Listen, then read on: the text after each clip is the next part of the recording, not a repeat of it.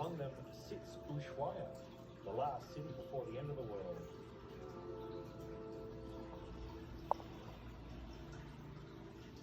It began as an outpost in the late 1800s, built by Anglican missionaries among the Yagan people.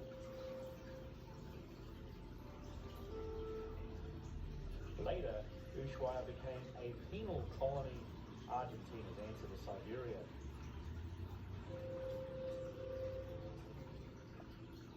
The government believed that if they sent prisoners this far south, they'd never try to escape.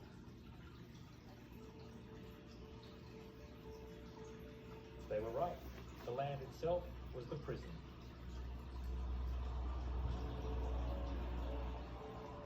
The cold, the forest, the endless distance, all of it formed invisible walls.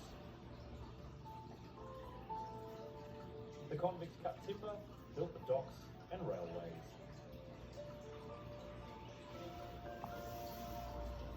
There's irony in that.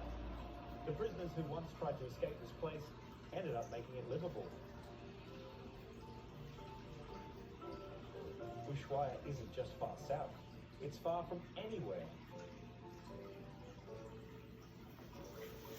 Buenos Aires is almost 2,000 miles away, and Antarctica feels within reach. But like everything in Patagonia, Ushuaia evolved. The old prison became a museum.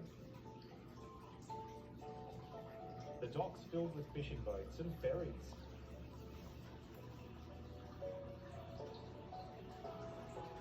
What once was exile turned into attraction.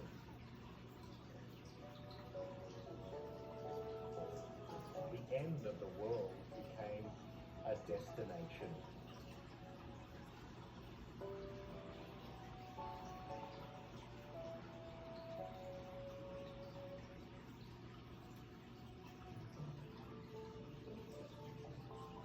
If Ushuaia is the heart of this world's end, then the Beagle Channel is its bloodstream. A long, cold passage between Argentina and Chile that stretches along the southern edge of Tierra del Fuego. The channel takes its name from HMS Beagle, the ship that carried a young Charles Darwin through these waters in the 1830s. It runs about 150 miles from east to west, connecting the Atlantic and the Pacific through a maze of islands and coves.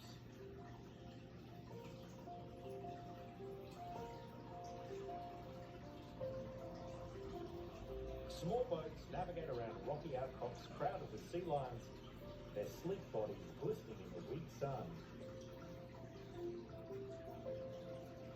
They bark and fight for space, unbothered by the passing vessels.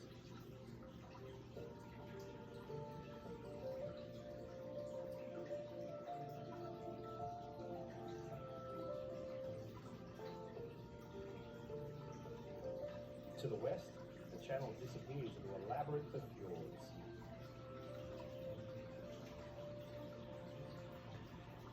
Out there, glaciers spill their mighty tongues right into ice-cold waters.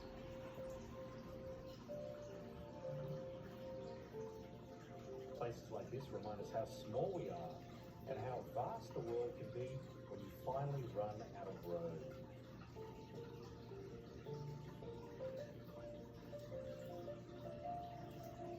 In the middle of the channel, a lonely lighthouse stands on a rocky outcrop, roughly 5 nautical miles east of Ushuaia.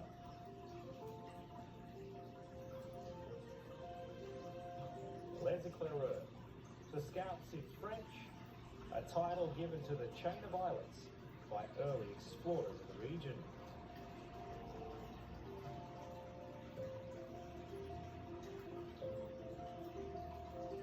Completed in 1920, the structure replaced an earlier beacon used by Argentine naval expeditions. The tower rises 33 feet high, painted in red and white horizontal bands, and built from brick and concrete. It's the Fort Winter Break event. Its light flashes every 10 seconds and is visible at miles on clear nights.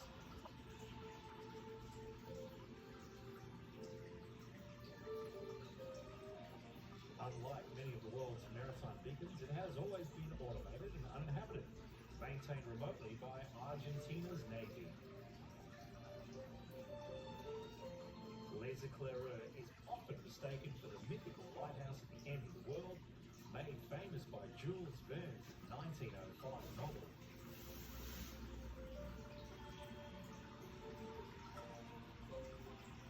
In reality, that title belongs to San Juan de Salvamento Lighthouse on a remote island far east.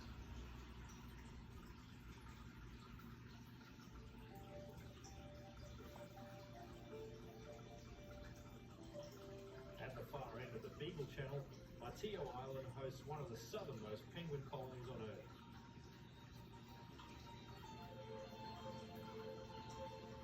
Isla Matillo, as it's called in Spanish, is part of the Estancia Harvatan.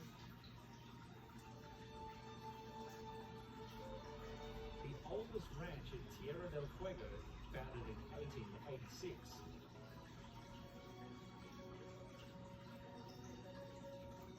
For decades, it was just another cold, uninhabited patch of land, occasionally visited by fishermen. Until the penguins came.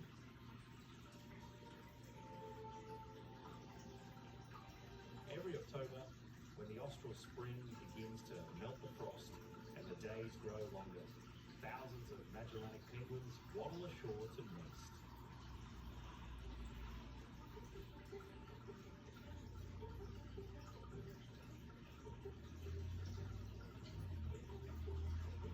The colony numbers around 3,000 breeding pairs, and though most will migrate north by late March, some remain year-round.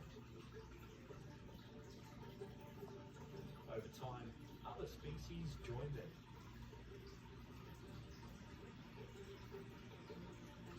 Gentoo penguins, recognised by their orange bills and white headbands, established a smaller colony here. And in recent years, even a handful of king penguins have begun to appear. Straying from their usual range farther south.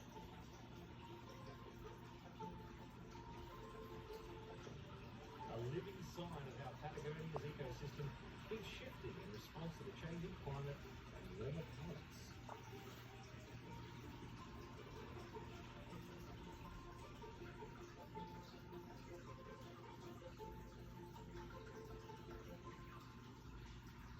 Leaving the Beagle Channel, the sea opens and changes character. Calm waters give way to the Drake Passage, one of the world's roughest stretches of ocean. Famous for strong winds and ever-changing weather.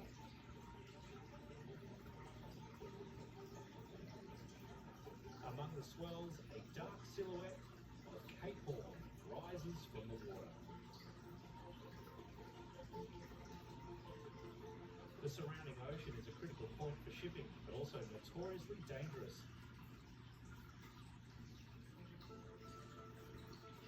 Earning the Cape a reputation as a graveyard of ships. The first recorded rounding was by Ferdinand Magellan in 1520, completing the first circumnavigation of the globe. Since then, Cape Horn became an essential passage for European trade ships travelling between the Atlantic and Pacific.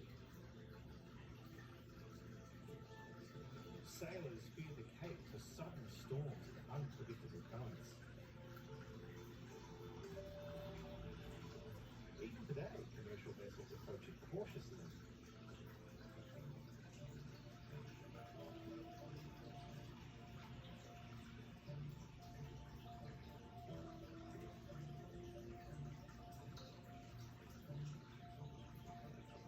Back on the mainland, north of Ushuaia, a narrow trail leads to a lake hidden among snow-capped mountains.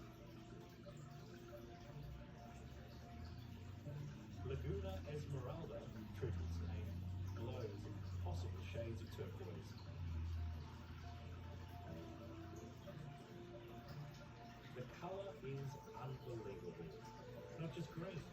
just blue, but a shade so vivid it almost doesn't belong in nature. On sunny days, the surface gleams like glass.